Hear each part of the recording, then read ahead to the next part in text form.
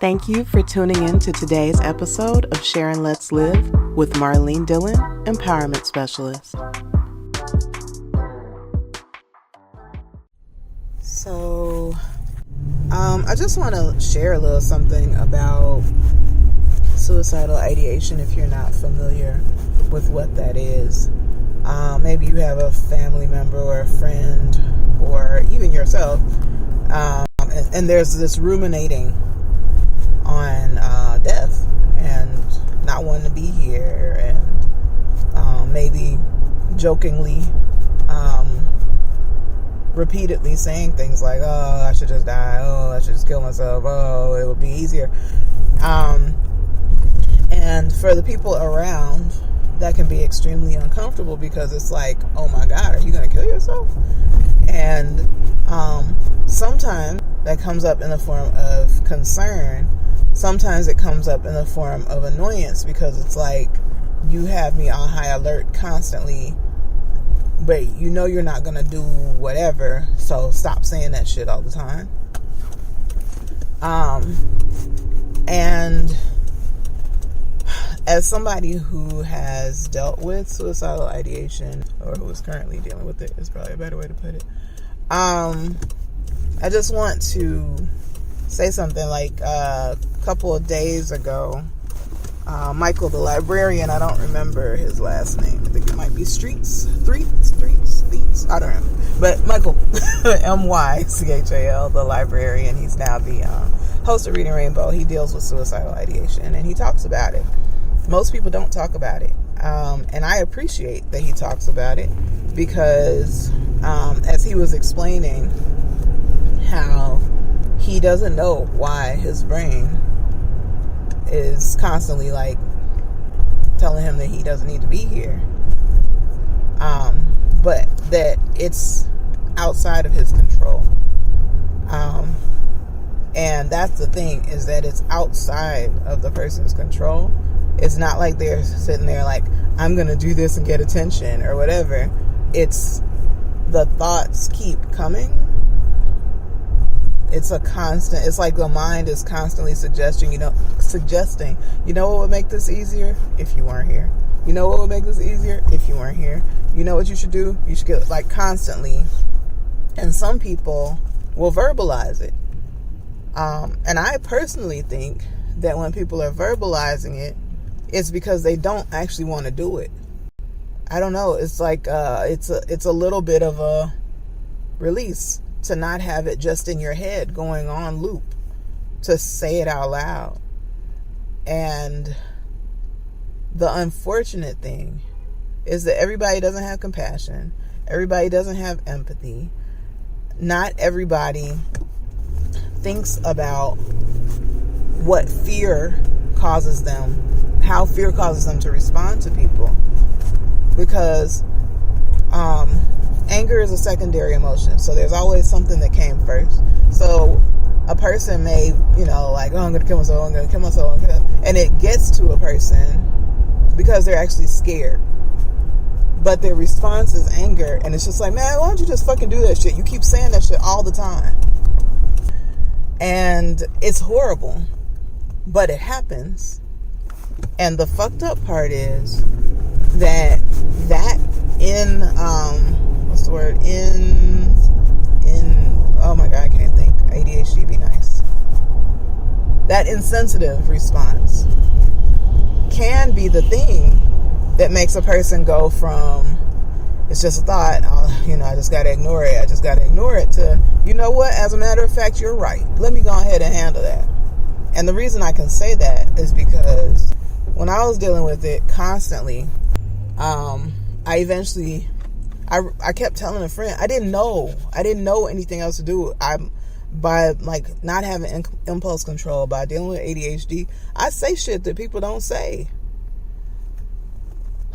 And I didn't have support around me. Like, I knew I wasn't safe to say that shit to like a therapist because I didn't want them to lock my ass up.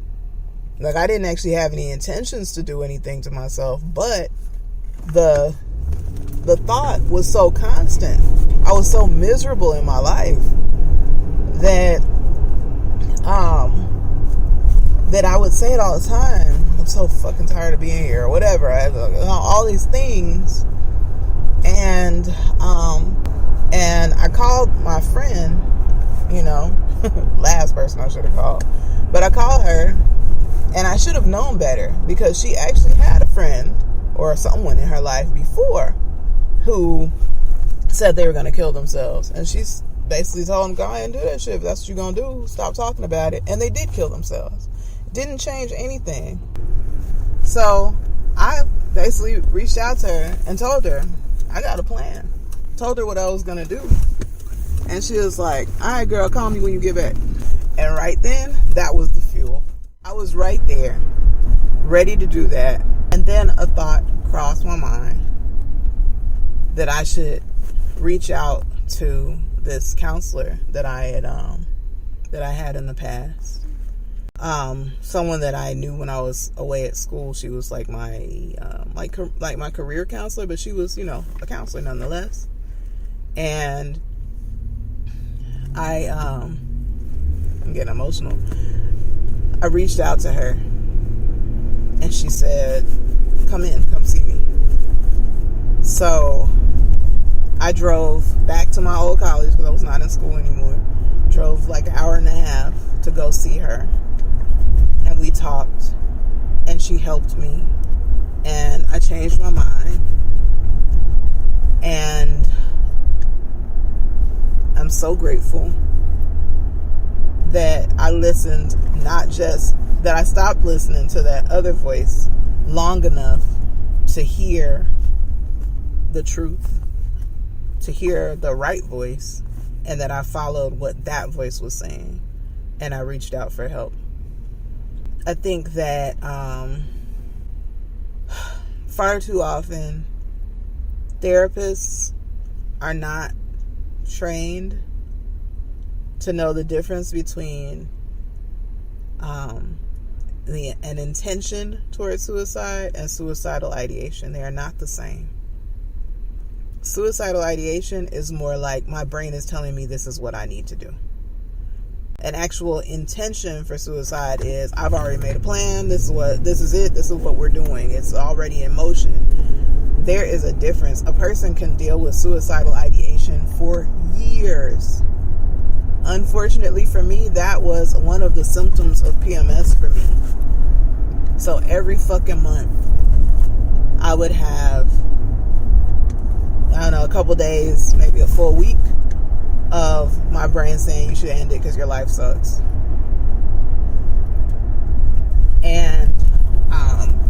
And I just felt like somebody needs to know that just because your brain is saying, just because your mind is telling you that, does not mean that that's actually what you will do, what you need to do, what you should follow through on. It's just your mind trying to release pain. It doesn't know the answer. It doesn't know a solution. So it's going with really the worst possible. And unfortunately, we have not been taught that every thought that crosses our mind is not our own. Thoughts are like suggestions. They are like, one person described it as basically that every thought that has ever been thought is floating around like a bubble. And these bubbles have a certain charge on them. They have a certain vibration. And if you are in a mood that puts you in a certain vibration, you attract certain kinds of thought bubbles. So the thoughts aren't even necessarily your own thoughts. They're the thoughts of other people who felt similarly to you, similar enough to how you're feeling, that their thought bubbles are attracted to you. Because you might be a person who would never harm yourself, but you slipped into a low vibration, and now those are the thoughts that are crossing your mind. And I just want you to know that you do not have to listen to your mind. honestly, much of the time, your mind is just, it's just throwing shit out there. Just being honest. Just like when you worry, it's just thoughts of like, what if this goes wrong? What if that goes wrong? What if, but it's not based in like actual fact, like what's actually going to happen. That just as much as you would think, what if this goes wrong? What if that goes wrong? You can train your mind to think, what if this goes right? But certain lines of thought become habits. And depending on the energy that you're in, because the thing is that a lot of us don't realize how our minds and our bodies work. We're made of electricity. We see we feel our skin and all of that, and and we're moving through life as like these human beings. But we have to realize that we're made of electricity. And I'm sure at some point you took a science class and you learned about atoms. And so if you break it down, you got muscles, you got tissues, you've got cells, then you've got atoms. Atoms break down into protons, neutrons, and electrons. All that shit is energy. So when you look at it, when we're made up of energy, which means that we have charges. We vibrate at certain, at certain levels. And depending on the level, we attract to us positive shit, negative thoughts, positive thoughts. But those thoughts are not necessarily our own. So we don't have to listen to our minds. And if you're a person who deals with suicidal ideation, I want you to realize you don't have to listen to that thought. I started recording this podcast because I'm dealing with suicidal ideation right now. And just in shifting what I'm focusing on, shifting on trying to help somebody else, I feel significantly better.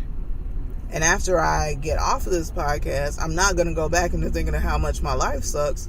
I'm going to put on some music that makes me feel good and significantly better. Not no sad ass depressing music. This is not the day for Sade or Adele. I'm not saying their music is sad and depressing, but if you're in a sad mood, it ain't far off.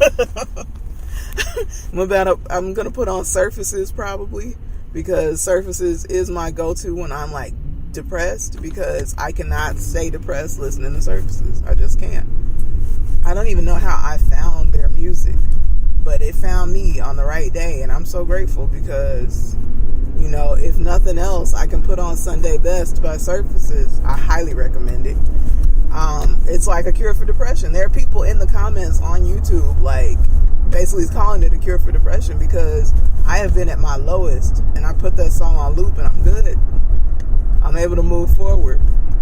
So this is honest, but I'd rather live my life with honesty and authenticity and vulnerability and help somebody than hold this shit and then I could have saved somebody's life. So if you or someone you know needs to hear this, please play it again, share it with them, and just remember, you are not your thoughts, and all of your thoughts are not yours. So if you need to return that shit to sender, please do. This is Marlene Dillon, Empowerment Specialist with Sharon Let's Live. Have an amazing whatever time of day it is for you. Blessings. Sharon Let's Live with Marlene Dillon, Empowerment Specialist is a free daily podcast. If you would like to send a gift of support, please visit mdillondesigns.com/support. To learn more about me, Marlene Dillon, Empowerment Specialist, please visit mdillondesigns.com. There you can find more podcast episodes, you can read my inspirational blog, you can check out my online store of personalized gifts featuring the characters from my empowering children's book, I'm Proud to Be Natural Me. You can find parenting resources, including my online communication course, Healing Our Families, Healing the Parent-Child Relationship. Please follow and share if you found this podcast inspiring. Thank you.